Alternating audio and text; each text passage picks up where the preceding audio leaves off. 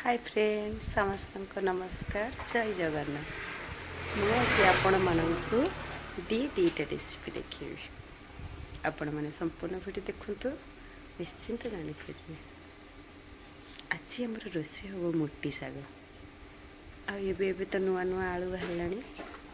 छोट छोट आलूर आलुदम आपण मैंने संपूर्ण भिडियो देखु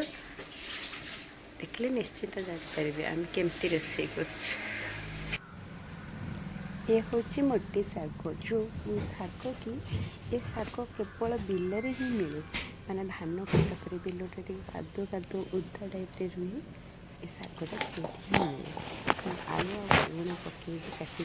आटा पूरा चुन चुन पतला पतला कर काटी कढ़ी मोटर गरम हो गलानी मैंने पकड़े सरसा तेल न पकड़ लंका फटना शाग टे बड़ी पकड़ी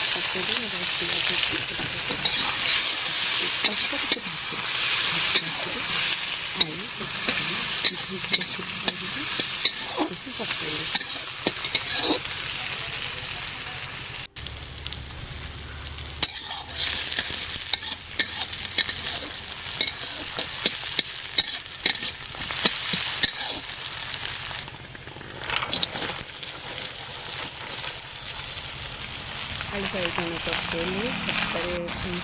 लुण हलदी पकईकि भल से एपट सेपट कलापर मत घोड़े आलू बैगनटा टे कषिगला शाग पकड़ कारण एते अपरिष्कार पकड़े कारण मत सब आंभ लगे जो कषाय टाइप लगे रोषे कले टेस्ट लगे भल भी कारण ये शाग ही बिल के धान कटा देते ये बिल ही मिले यहाँ कौटी मिले बिल के शाग हुए भारी टेस्टी बहुत बढ़िया लगे तो बास्ना भी बहुत सुंदर देखो मत आलू बैगन टे कषि हो गलानी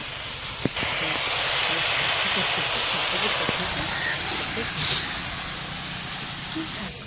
सीझे काम कर कम आमर वर्ल्ड चलती कम एवं भी कम चलती आज भी तीन कम हम आलू दम भी एपटे आलू भी सीझे देली चोपा छड़ी होती छोट छोट आलू ताकू भल से सीझे देती चोपा भी छड़े देले एपटे आसतु शाग देखते सीझे शाग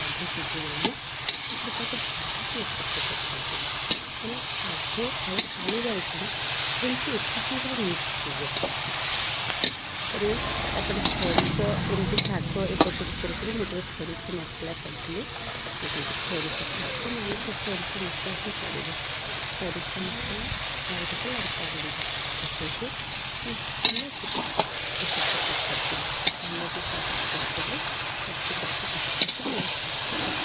मसला पानी पड़े लगे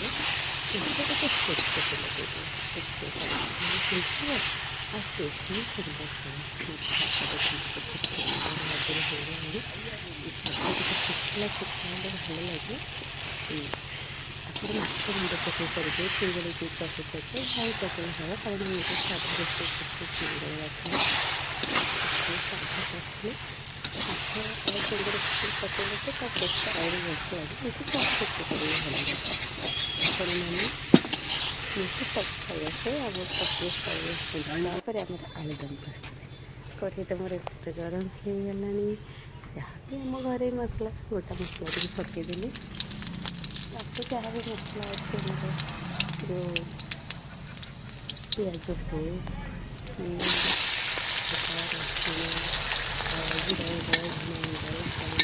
जहाँ भी मसला पकई नुआ आलू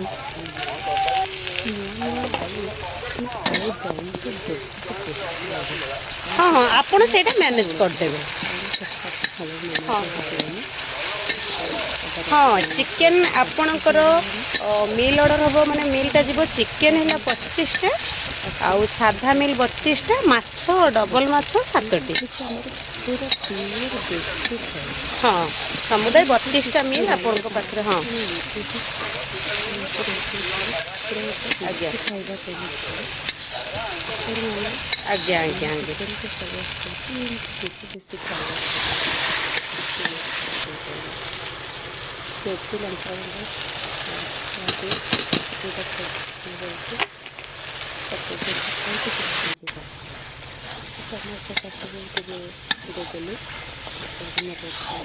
କଷି ହେଇ ଆସିଲାଣି।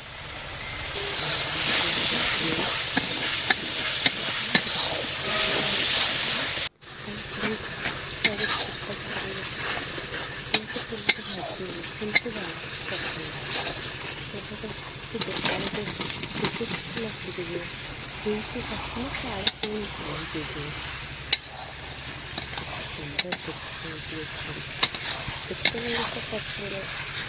ଆସିଲାଣି କେତେ ସୁନ୍ଦର ଜିନିଷ ବିଶ୍ୱାସ କରିବେନି ବାସ୍ନା ତ ଭୟଙ୍କର ବାସ୍ନା ଆପଣମାନେ ରୋଷେଇ ଯାହା ହେଲେ ବି ଆପଣ ଖାଇପାରିବେ। କାରଣ ଆଳୁ ଦମ୍ର ଗୁଡ଼ିକ ଅଲଗା ପ୍ରକାର ହିଁ ଟେଷ୍ଟ ଥାଏ। କିନ୍ତୁ ଦହି ଟିକେ ପଡ଼ିଲେ